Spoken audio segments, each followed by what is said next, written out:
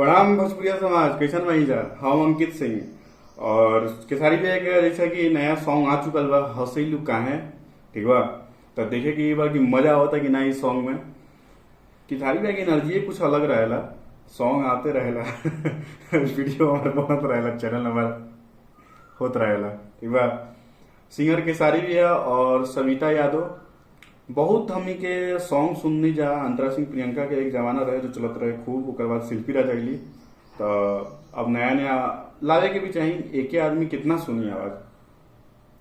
तो मजा आई कि ना देखा तहीं से, ठीक बा। लिरिक्स विशाल भारती और फीट में भाई अंकिता पांडे। अंकिता तो हमारे नाम हमारे नाम के भाई। अब अच्छा लगा था ना, पहले से एकदम छोटा रहा हमारे शरीर में, ये इसने अच्छा लगी तो बाकी के बाद गाना में और गाना स्टार्ट करने से पहले हम बता दी कि हम फिर से शाम 4 बजे संडे के लाइव आएंगे, ठीक बा। हम डेली आवे नहीं, तो आप लोग के पहले ही गाना ही सब में बता देवे नहीं, प्रचार कर देवे नहीं, ताकि आप लोग भी जुड़ सकी जा, पता चल जाए।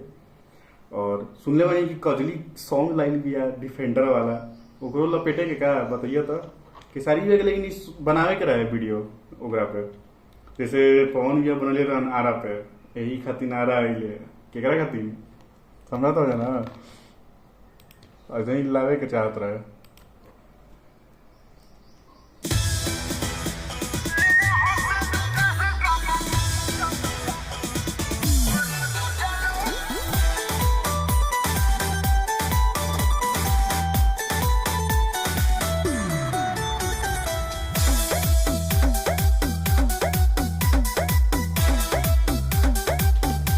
मतलब म्यूजिक अच्छा दिया गई बा, क्या म्यूजिक में म्यूजिक आर एस शर्मा के बोल रहा भाई, इतना खराब दे बोला ना। अच्छा तो भाई सॉन्ग में पुराना अंदाज में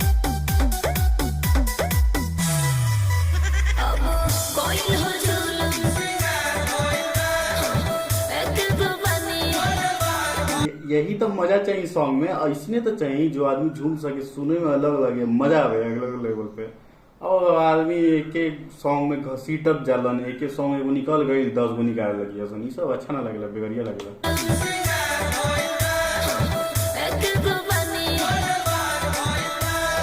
जूस पिला दो मौसम्बी का जूस पिला दो मौसम्बी का। अभी केसारी का कुछ बोला था शायद, ये भी सुने के जूस पिला दो मौसम्बी का, वही खातिर रखले बड़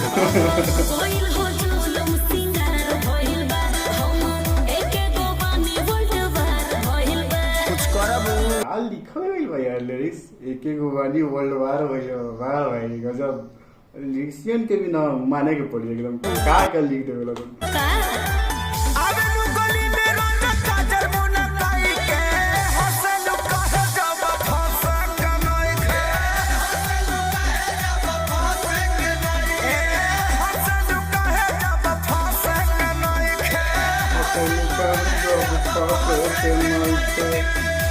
तारा कौन दिक्कत बा? बिना दिक्कते के बोला तनी।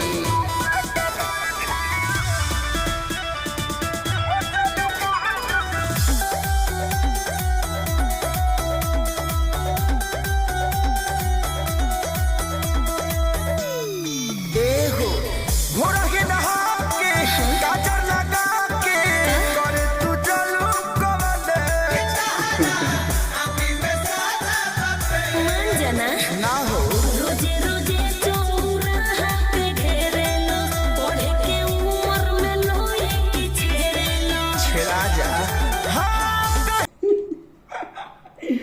बीच में जो बोल दे वाला ना, एकरा से और हंसी आवेला, छेड़ा जा। उम्र में लोए की छेड़ेलो। छेड़ा जा। हाँ कहे के ना कि जब से के नहीं खे, हसन कहे जब फंसे के नहीं खे। हे हसन जब फंसे के नहीं खे। तारा कौन को चलता? बात तबे न बोलता नहीं। फुल एनर्जी बा भाई सॉन्ग में, फुल एनर्जी बा एकदम, मतलब हमारा पूरा एकदम ऊपर से नीचे तक हिला देला एकदम।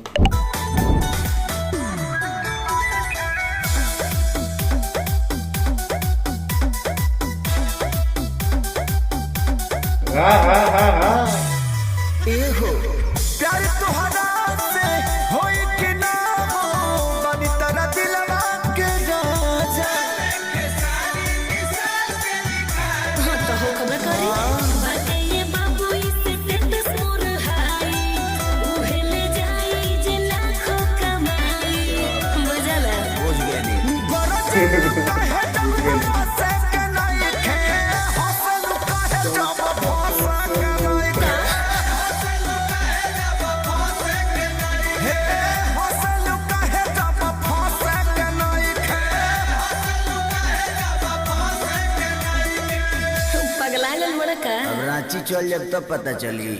बस ऐसे ही रांची बगले में बा ये नहीं हम अभी हम रहा तनी भाई चाहे लगा ना का चाहत रहा यही सॉन्ग लाएगा तक ना आगे मार्केट में धमाल मचाओ जाए यही तो चाहिए आगे भी है केसारी भी है फुल फॉर्म में ई सॉन्ग पुराना अब लगा था कि हाँ ये केसारी भैया हवन समझ गई भाई मजा आ गई लेकिन मतलब हमारा पूरा भाई ऊपर से नीचे ही लगा का लिरिक्स बा का लिखेलन यार और का म्यूजिक दियल गई बा यार आर्या शर्मा से एकदम लाजवाब वीडियो में हर चीज अच्छा रहा बवाल बवाल मचावा जाए शादी ब्याह के दिन में मारा जाए एकदम सॉन्ग के तो आप सबके कैसा लगल सॉन्ग हमारा तो भाई बहुत अच्छा लगा आप लोग तो खुद देखते हो वजह कितना हम इंजॉय करी बाकी ना तो ठीक बा हम मिलत नहीं शाम 4 बजे संडे के फिर मुलाकात हुई ओकर इंतजार करिए जाए कहीं कि हमू आप सबके बात करेगा तीन खूब बेचैन रहेंगे समझिए ना तो वीडियो अगर अच्छा लगे लोगी भाई तो लाइक कमेंट सब्सक्राइब भाई जरूर होना था ठीक बा